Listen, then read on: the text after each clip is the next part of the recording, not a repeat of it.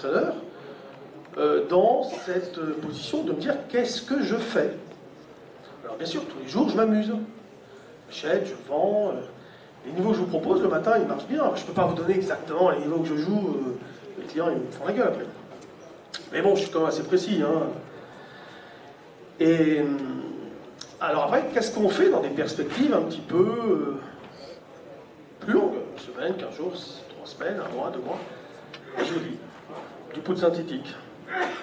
Il y a comme ça que les gens gagnent de l'argent. Les banques, elles ne gagnent pas d'argent en directionnel. Hein.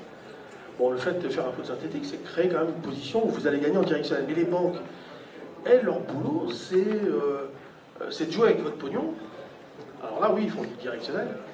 Et pour elles-mêmes, elles font de l'arbitrage.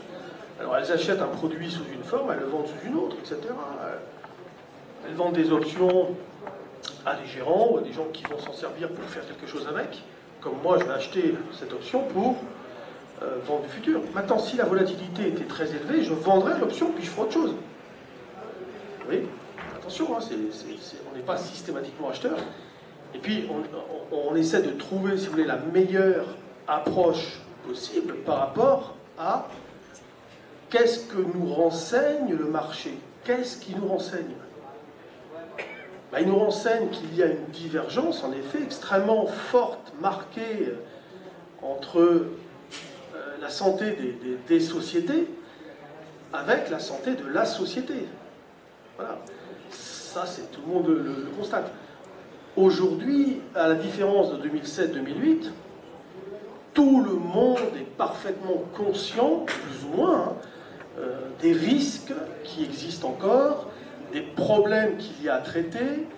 C'est tellement facile, d'ailleurs, que plus personne ne dit rien quand on vous annonce des taux d'intérêt, enfin des hausses d'impôts incroyables.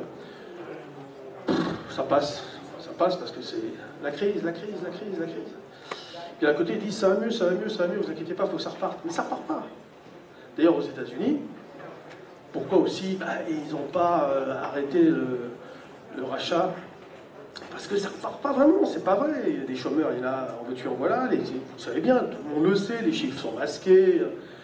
Là, il y a de quoi jouer sur les chiffres, hein, parce qu'avec la réserve de chômeurs non comptabilisés, parce qu'ils avaient dit, hein, si on arrive à 7%, on arrête de racheter. Ouais, ils ont des marges de manœuvre extraordinaires là-dessus, hein, parce que le taux de chômage, il est nettement au-delà de 10%. Réel, bien sûr.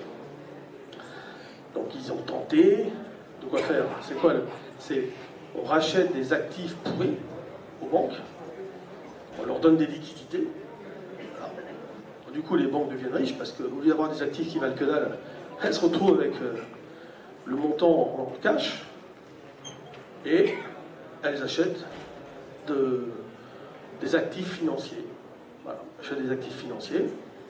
Ce qui a pour conséquence de rendre les Américains riches, entre guillemets, ceux qui sont consommateurs potentiels, donc ils voient leurs actifs financiers monter, ils sont contents, alors pas toutes les classes sociales, hein, bien évidemment, vous avez bien compris, mais bon, vous savez que là-bas, il y a quand même beaucoup de ménages qui sont actionnaires, pas comme en France, et puis, ils vendent un petit peu, de temps en temps, et puis ils prennent le cash, et puis ils achètent, et puis ils consomment, et puis ils font marcher la machine.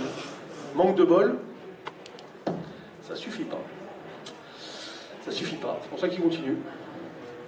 Alors après, hein, vous savez, il y en a qui disent que ça finira mal, il y en a qui disent qu'on trouvera une solution. Tout est possible, mais ça ne me donne toujours pas, en tout cas, la clé de qu'est-ce qu'on fait. Par contre, la compréhension du contexte menaçant, la constatation d'une tendance haussière, la constatation d'un état du marché faible volatilité et d'une absence de flux permanent sur le marché. Il n'y a pas de flux, c'est pas vrai. Il y a, c'est encore pire que tout d'ailleurs, là, si on rentre dans le côté technique, ça risque de faire peur à certains, mais il y a des flux, bien sûr, tous les flux qui viennent des États-Unis, etc.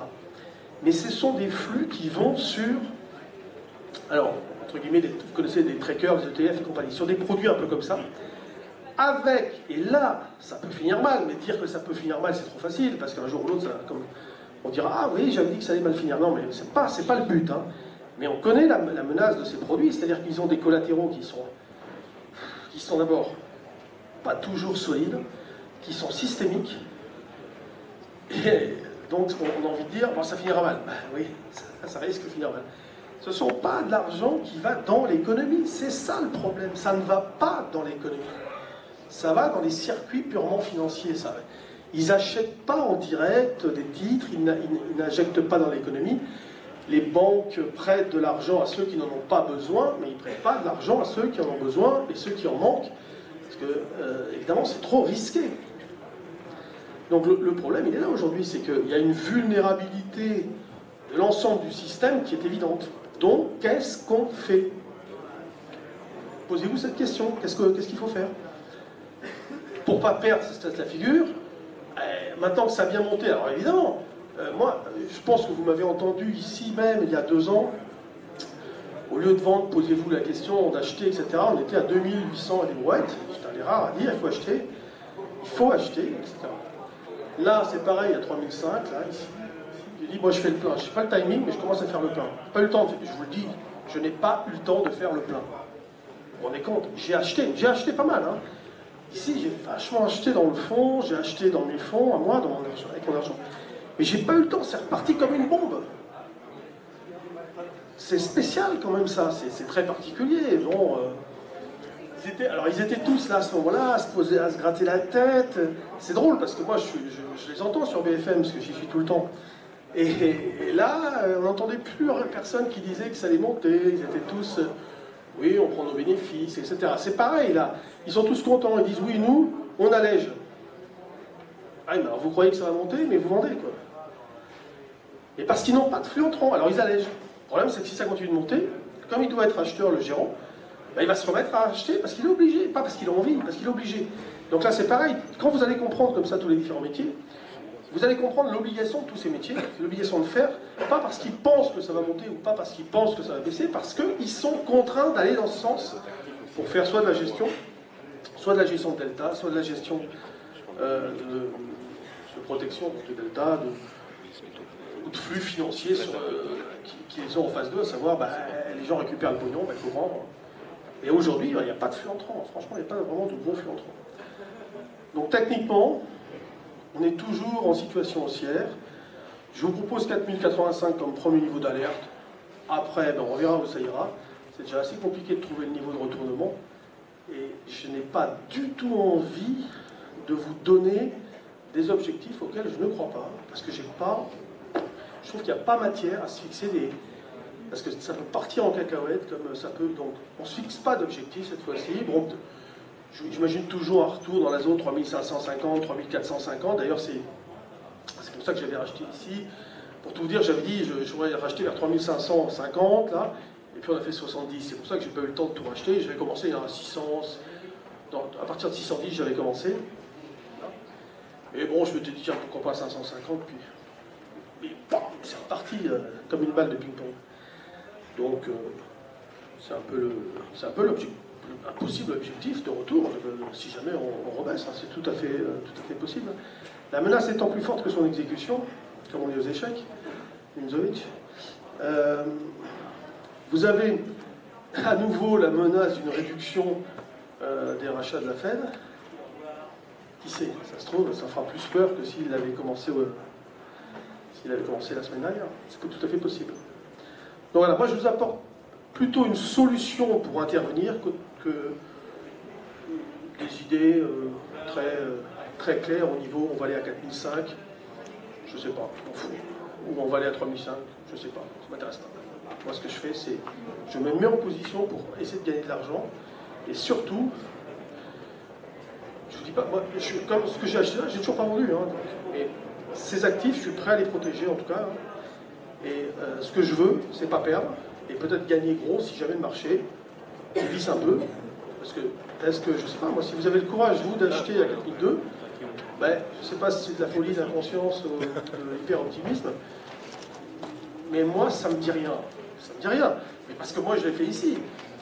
Je l'ai fait peut-être avant aussi, mais au moment où c'est repassé aussi 3850, parce que moi j'avais pensé qu'on allait s'arrêter cette fois-ci à 3850. Puis bon, après, sur 3850, du coup, j'ai commencé à faire attention. Puis quand j'ai vu qu'on repartait au-dessus, voilà, j'ai vu la chose et puis j'ai rejoué l'extension, bien évidemment. Puis après, il y a eu 3000. Dernière belle opération de trading en scalp de 200 points, c'était 3930, 4015, là on s'est régalé, c'était sympa. Voilà, mais là. Enfin voilà, je vais passer la parole à Adam. Troisième. Voilà, merci.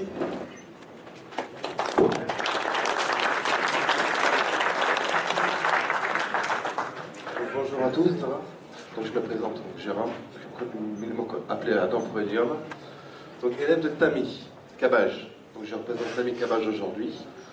Donc je remercie Monsieur Malpel pour Trader Sélection qui m'a permis d'être là aujourd'hui et de trader contre les meilleurs. Bon, le résultat était ce qu'il est et j'ai été très content d'y participer. Ensuite je remercie Stéphane et Jean-Louis pour leur intervention. Donc, en ce qui concerne donc, les analyses, puisqu'on parle d'analyse, on ne va pas se noyer dans le reste. Alors s'il est possible, Stéphane, c'est de me mettre le mensuel. Alors je ne vais pas travailler avec les mêmes moyens que j'ai moi habituellement, puisque ce n'est pas ma plateforme, c'est celle de Stéphane. Donc pour être clair, donc, selon ce que j'ai appris, et ce que je vais dire, ça n'engage que moi, mes analyses personnelles. Le CAC, je ne travaille pas beaucoup, mais je vais me servir de ce que je sais. Bon, ça ne reflète pas vraiment ce que j'ai en graphique. Alors en mensuel, j'ai des cours qui sont au-dessus des moyennes mobiles. Donc, ok, pour moi, je reste haussier sur le CAC. En hebdo, on n'a pas le graphique, mais on est au-dessus des moyennes mobiles, ce qui veut dire qu'on a encore une convergence de signaux sur les moyennes mobiles. Bien évidemment, ça sous-entend que mes indicateurs RSI stochastiques sont haussiers. En journalier, c'est pareil. Donc j'ai 3 unités de temps qui me disent le CAC monte. Donc aujourd'hui, je ne vois aucune raison de vendre le CAC du moment que mes indicateurs sont au-dessus de ma zone de neutralité, soit les 50, le RSI. Alors ce que je rechercherais plutôt à faire, alors, quel que soit le niveau du cours, qu'il soit 4002, 4080, alors, on doit surveiller les supports et les résistances majeures, je suis d'accord. Ça, c'est extrêmement important. Cependant, pour me positionner, si je veux prendre donc, un trade long, j'attendrai donc en daily, puisque je commencerai ma journée de trade, donc je vais faire mon job. Et faire mon job, eh bien, ça sous-entend avoir un salaire à la fin. Ça va être le but. Maintenant, il n'est pas prouvé que je l'ai sur le jour J, puisque c'est du long terme. Donc, sur le mois éventuellement. Alors, je prendrai mon trade donc, en journalier. Tu es le journaliste? Non. Non, tu l'as pas? Bon. Je prendrai mon trade en journalier, je rechercherai un point bas. Sur ce trade, je prends une taille, ou 2 tailles, puisque je suis dans le sens de la tendance. Donc, je vais respecter ça.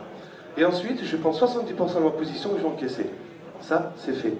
Et pour les 30% restants, pourquoi pas tenir en swing? Pas de problème, stop flat, au pire des cas, c'est-à-dire à mon point d'entrée. Je ne perds pas d'argent et je laisse mon trade évoluer avec le temps. D'ailleurs, j'ai mis quelques exemples sur mon Facebook. Voilà pour moi comment je vois les choses pour le CAC. Donc du moment que je suis au-dessus des moyennes mobiles et donc mon cours au-dessus des RSI de la stochastique, en aucun cas je vois l'intérêt de vendre le DAX sur du moyen long terme. Après les nouvelles économiques, ça fait partie du trading. Il peut y avoir effectivement des corrections, des mauvaises nouvelles, mais a priori aujourd'hui, je reste acheteur. Voilà, sur le CAC 40. Voilà. Ça, c'est mon analyse personnelle, mais ce n'est pas mes graphiques, donc ce n'est pas très représentatif. Cependant, je respecte une méthode, il y a une stratégie. La stratégie, c'est mettre la tendance de fond. Je vais être avec les institutionnels, tendance de fond, et une tactique, enfin, donc à la journée, sur mon pied.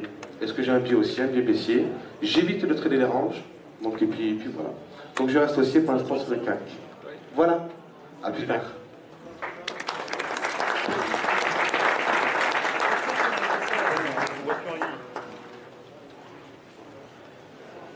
Moi j'arrive, donc je suis un porteur.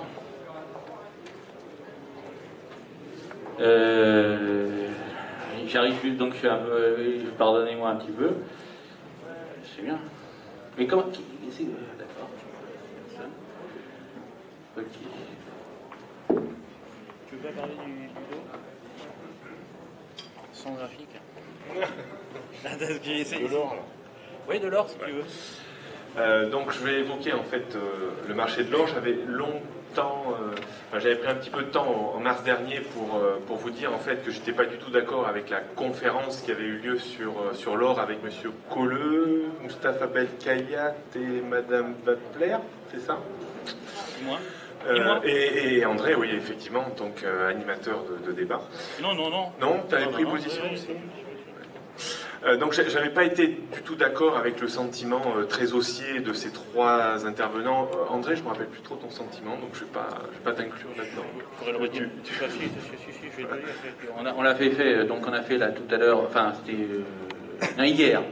On avait fait le challenge des analystes, matières premières, et donc sur l'or, moi j'avais expliqué qu'on était dans une configuration flat, qu'a priori sur le point bas, j'ai pas les chiffres en tête, le point bas des 115, non, des 1150,